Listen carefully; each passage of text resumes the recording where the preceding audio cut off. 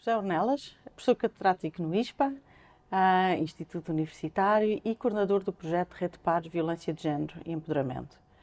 Desde 2020 até agora desenvolvemos este projeto e tem sido uma experiência muito diversificada na área dos serviços, dos apoios e do trabalho com os sobreviventes de violência, mas como um projeto desta área também não pode deixar os homens de fora. Foi o representante de género nesta vasta equipa de mulheres que participaram no projeto Rede Pares, de várias zonas do país, mas focando-nos também no outro lado, o que é que os homens, que contributos podem ter os homens na prevenção, na intervenção e na resposta às mulheres sobreviventes? Contributos e responsabilidades. O projeto Rede Pares traz algo de inovador neste contexto histórico, porque não reduz a questão da violência de género a dois grupos. Um que são as vítimas de violência doméstica, ou os sobreviventes, e outra são os agressores, aqueles que provocam ou que desencadeiam essa violência ou executam essa violência. Retomamos novamente, tentamos centrar a discussão nas questões culturais, nas questões históricas e nas questões gerais da sociedade. Voltar novamente a centrar a discussão na violência que existe na sociedade. E a violência de género é uma das suas manifestações. Em relação aos homens, o problema nos últimos tempos tem vindo sempre a ser muito restrito à questão dos agressores, psicopatologizando os agressores, restringindo a violência a um grupo muito pequeno de homens que são aqueles que por vezes estão presos ou que estão a ser arguídos ou poderão vir a ser condenados. Nós achamos isso um reducionismo que dificulta a compreensão do fenómeno. Temos que colocar todos os homens e todas as mulheres têm um papel na prevenção e na discussão desta questão da violência de género, porque a violência de género está entranhada na nossa cultura, profundamente, faz parte da nossa cultura. Toda a forma como nós estamos organizados, essa violência de género está presente. Por isso é que para tentarmos compreender como é que ela se manifesta no dia-a-dia, no nosso cotidiano, podemos pôr três características que estão interligadas e que não devemos vê-las de forma compartimentada. Uma perspectiva dominante, da cultura dominante, que tem a ver com aquilo que é mais conhecido pelo machismo. O machismo é uma atitude paternalista dos homens em relação às mulheres, colocando-os numa condição de fragilidade, de uma condição de incapacidade para desempenhar determinados papéis e de igualdade, de situação igual em relação aos homens. Por conseguinte, essa atitude machista faz com que as mulheres se coloquem numa posição defensiva, de fragilidade social e não de participarem ativamente nessa transformação. Outra, que é agora politicamente a mais relevante, tem a ver com o sexismo. O sexismo está muito, neste momento histórico, em vários países, principalmente ocidentais, muito integrado em programas políticos e ideológicos. Transformou-se numa ideologia. Isso é muito importante, porque assim podemos compreender que não é uma característica deste ou daquele homem, mas sim toda uma ideologia. O sexismo consiste e diferencia-se do machismo porque é uma teoria política que defende que as mulheres são diferentes dos homens e, por conseguinte, não podem desempenhar os mesmos papéis que os homens desempenham. Ou seja, as mulheres são mais frágeis, fisicamente e psicologicamente, e, por conseguinte, devem voltar para os seus papéis tradicionais. Há os mais radicais, que defendem mesmo o regresso das mulheres à questão do apoio à família e da procriação, e também a diferenciação de funções e de atividades sociais bem demarcadas. Isso consiste numa posição muito ideológica que tem a ver com o sexismo. Mas para compreendermos, por exemplo, o fenómeno do femicídio, que é aquele que agora levanta mais questões, ou seja, o homicídio feito por homens de mulheres, para compreendermos esse fenómeno, aí temos que perceber a questão cultural da misoginia. A misoginia é um fenómeno histórico, é um fenómeno culturalmente bem integrado no nosso sistema social e temos que analisá-lo numa perspectiva histórica a longo prazo. A misoginia consiste numa relação de ódio, não é? Numa relação de ódio que os homens têm, alguns de forma permanente e consistente ao ponto de desencadear um homicídio, mas que está entranhada na nossa cultura dominante. Ou seja, o receio, uma ideia de que as mulheres têm poderes especiais, têm um controle, têm uma capacidade de controlar as situações, têm uma capacidade de influenciar e que não têm, por exemplo, os homens, na teoria misógina, olham as mulheres como incapazes de terem sentimentos verdadeiros, de terem relações consistentes, por conseguinte, há uma suspeição permanente em relação àquilo que significa ser mulher. Por conseguinte, esse ódio, que também já tínhamos estudado nas questões do racismo, também o ódio da raça, aí é muito mais compreendido e sistematizado. Também existe este ódio do género, o ódio dos homens em relação às mulheres. Por conseguinte, o que é que nós temos que fazer neste conjunto todo? Recentrar a discussão nas questões da cultura, profundamente da cultura. Por exemplo, quando se faz formação, ainda ontem foi o Dia dos Namorados, e houve várias formações feitas nas escolas em relação à violência no namoro. É preciso alertar aqui que a violência não é só no namoro, a violência é generalizada, é dentro e fora do namoro, é uma violência de género. Outra questão, muitas vezes essa formação é centrada nas questões da sexualidade e temos que distinguir as questões da sexualidade da violência. Também houve a questão das vítimas de abusos sexuais no contexto da Igreja. Tudo está interligado. Nessa situação, também apresentou-se como solução a psicopatologização das vítimas, que as vítimas têm que receber apoio psicopatológico. Cá está o mesmo fenómeno que aconteceu com os sobreviventes da violência de género, que foi um fenómeno de psicopatologização das mulheres e da psicopatologização dos agressores.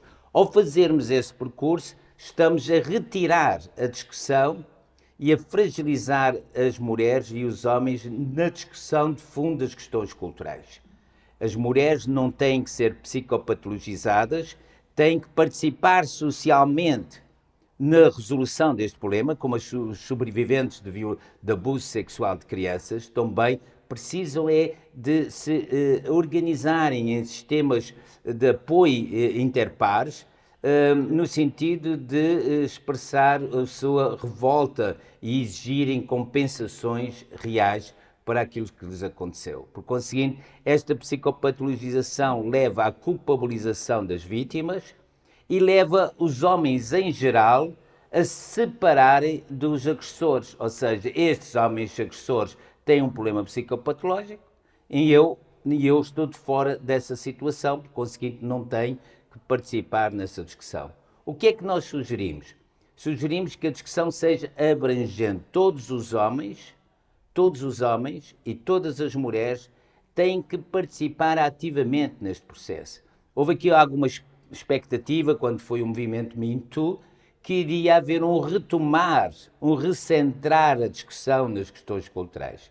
Mas, para aquilo que temos observado, também houve novamente uma psicopatologização não clássica, mas dita mais adaptada aos fenómenos da violência doméstica, mais compreensiva sobre esse fenómeno, mas sempre virando as vítimas para dentro, como fossem elas as responsáveis dessa violência cultural histórica. Qual é que Sendo psicólogo, foi o seu percurso profissional já de longa data, como é que considera que a educação e a formação em psicologia deve centrar o conhecimento para o efetivo apoio às vítimas, prevenindo essa psicopatologização dos sobreviventes e dos agressores? Os psicólogos têm que descobrir novas formas de intervir. Por exemplo, a criação de apoios interpares de vítimas, sobreviventes, como a rede de pares tem estado a trabalhar, a fazer esse trabalho, criar uma rede de suporte, uma rede de interpares, é uma forma inovadora dos psicólogos intervirem, ou seja, criarem espaços seguros em que as mulheres possam libertar todo o seu sofrimento e revelar e contar e interajudarem-se. Depois há um aspecto que os psicólogos devem fazer que tem a ver com advocacy, que é apoiar estes sobreviventes, no caso da violência de género, mas também noutros grupos, para apoiarem no sentido, por exemplo, da libertação em termos jurídicos. Os psicólogos têm uma atitude de rejeição profunda em relação aos processos judiciais. Têm uma visão muito pessimista e tomam a árvore pela floresta, ou seja, um ou outro juiz, por ter tido uma atitude mais machista, conservadora, generalizam. Mas a corte, a justiça, é uma forma profundamente libertadora de reconstrução, por exemplo, em relação aos sobreviventes de abusos sexuais, que temos estado a falar neste momento muito. Uma das formas é a recompensa, a indemnização. Isso é uma forma de recovery, de healing, de recuperação. Por conseguinte, nunca os psicólogos têm que voltar a acreditar e acompanhar os sobreviventes nesse processo nesse ritual jurídico, judicial, que é libertador e que é integrado. Em vez de virar para dentro, vira para fora. As sessões são públicas, podemos convidar os nossos pares, os nossos amigos, para uma libertação pública da violência. E há muitas outras formas, mas nunca o que os psicólogos têm estado a fazer é tentar encontrar dentro das sobreviventes, dentro das crianças abusadas, as possíveis causas ou libertar o trauma através de uma análise intrínseca, interna. E isso leva à culpabilização. Isso é uma forma que eu considero das mais sofisticadas em que o movimento, os homens conseguiram, neutralizaram com o paternalismo do machismo, separaram com o sexismo, mataram com o misoginismo. E agora a psicopatologização é outra forma mais sofisticada de neutralizar a revolta das mulheres sobreviventes. Que mensagem então é que deixa para as sobreviventes de violência, e quer sejam tido situações enquanto crianças, enquanto jovens, enquanto adultos e enquanto séniores? Voltarem ao espírito das sufragistas, voltarem ao espírito do movimento das mulheres, organizarem-se e retomarem a discussão cultural, as origens culturais. Não basta falar da sociedade patriarcal. É uma casa da sociedade patriarcal, mas é pouco, porque é uma abstração. Temos que agora criar-se um movimento que vai desconstruindo, vai desmontando o discurso dominante. Não é? Como é que no dia-a-dia se reflete esse discurso?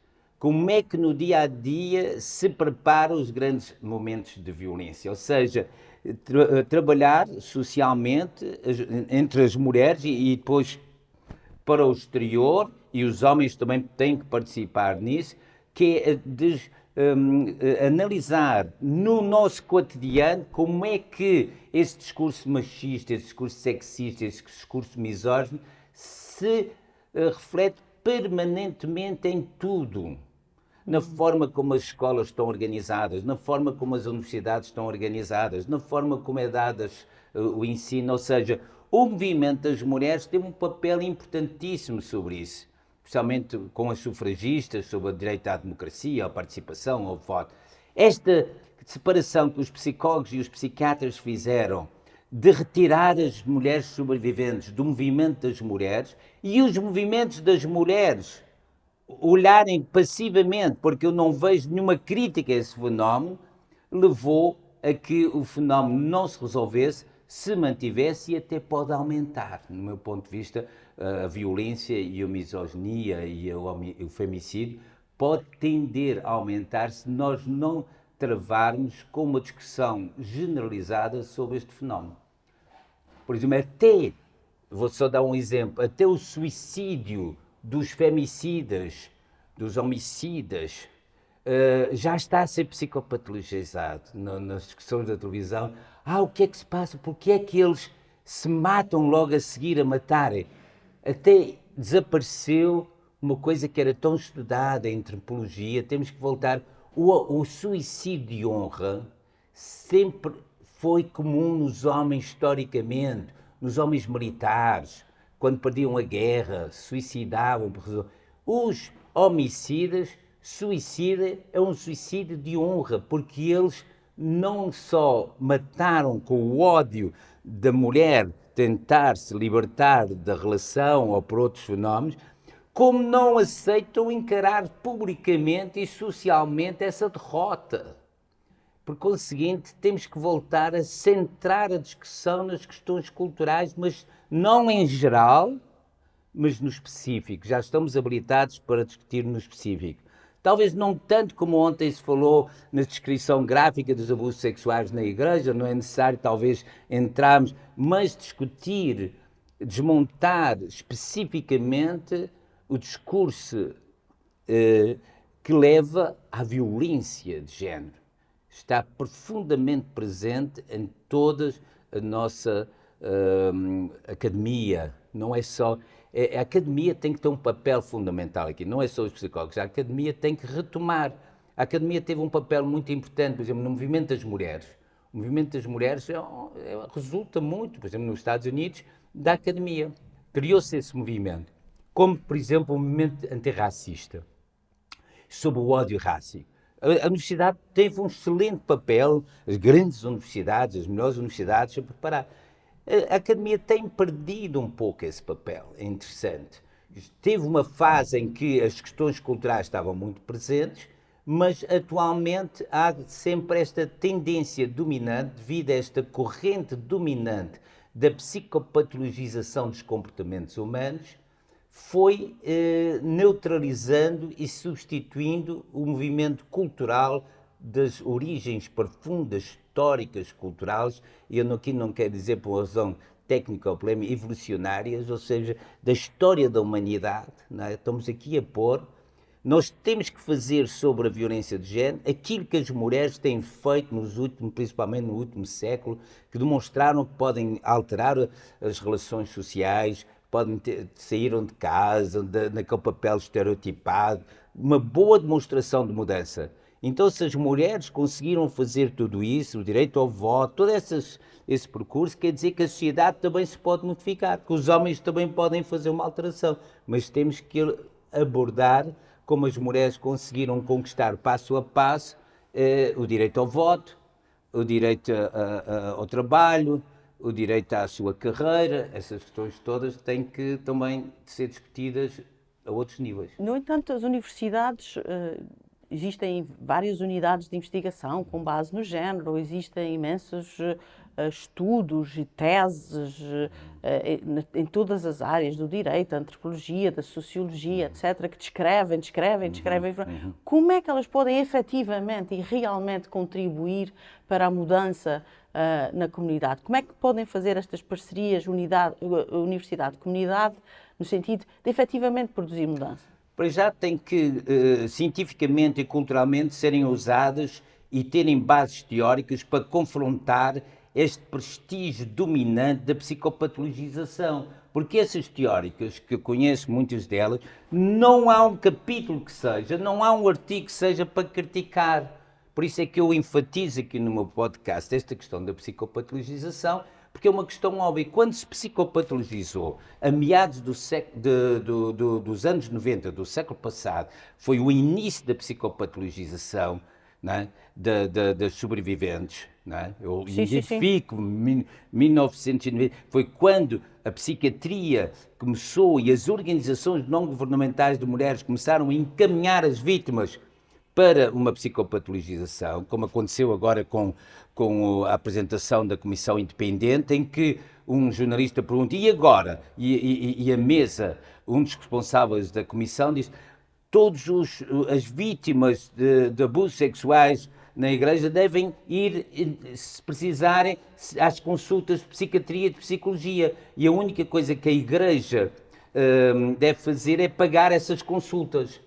Não são indemnizações, como existia na América, como existia na Irlanda, em França. Só pagar. Isto liga-se, eu estou a pegar nisto, parece contextual, daqui a uns tempos já ninguém se lembra. Mas é o mesmo fenómeno está generalizado. De facto, tem que se reconhecer que os psicólogos e estas áreas impuseram esta ideologia e a academia, mais numa perspectiva social, não tem sido capaz, mesmo o movimento Me Too, parecia que era um ressuscitar do movimento das mulheres, acabou por dizer, agora estou a fazer psicoterapia, mas é uma psicoterapia especial, ou seja, quebraram todos, virando-se para dentro e não mantendo e ressuscitando o movimento das mulheres. Mas assim fica sempre da responsabilidade das mulheres produzir a mudança. Não, Ou qual é o seu comentário sobre isso? Não é as mulheres, também os homens. Os homens têm todo o interesse em que haja esta mudança. Todo o interesse. Cada vez mais homens estão-se a perceber que interessa também aos homens esta mudança. Não faz sentido os homens continuarem, os homens têm interesse, é preciso organizar-nos também. Por exemplo, desapareceu completamente nos anos 70, 80 do século passado, começaram a surgir alguns movimentos de homens, alguns centros de estudos sobre os homens, paralelos ao das mulheres, e têm desaparecido progressivamente e têm sido submergidos com a teoria do género, a filosofia do género em termos sexistas. Mas eu estou convencido que se voltarmos a centrar o debate nas questões culturais, se voltarmos a debater essas questões nas aulas, na academia, nas escolas de secundário, na sociedade em geral, muitos dos homens poderão aderir e vão aderir a isso, a essa discussão e também transformar. Não é só as mulheres que os homens também, eu conheço cada vez mais alunos masculinos, homens, que estão interessados em perceber porque é que está tão entranhada em nós a misoginia, de onde é que vem isto, porque é que nós temos, quando existe uma situação de violência em relação de género, porque é que estas ideias profundas que estão tão presentes nos jovens, mesmo nos adolescentes, é impressionante, porque como é que ela quase parece que emerge espontaneamente, eles estão lá nas frases que eles dizem, está lá a misoginia, parece que historicamente não há evolução, reproduz geração com geração, volta, principalmente na parte da misoginia, são capazes de fazer alguma crítica, eu não sou machista, não sou, mas a misoginia está intocável.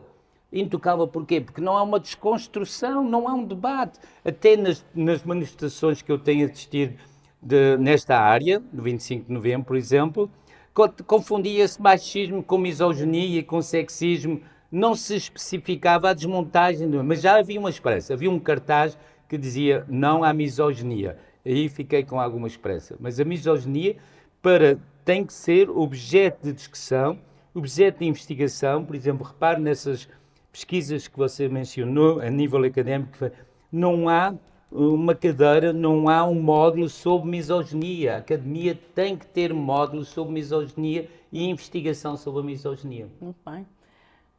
Acho que é uma mensagem interessante para terminar. Muito obrigada, José Ornelas, pelo seu contributo e por estas reflexões para o desenvolvimento desta área de intervenção. Muito obrigada.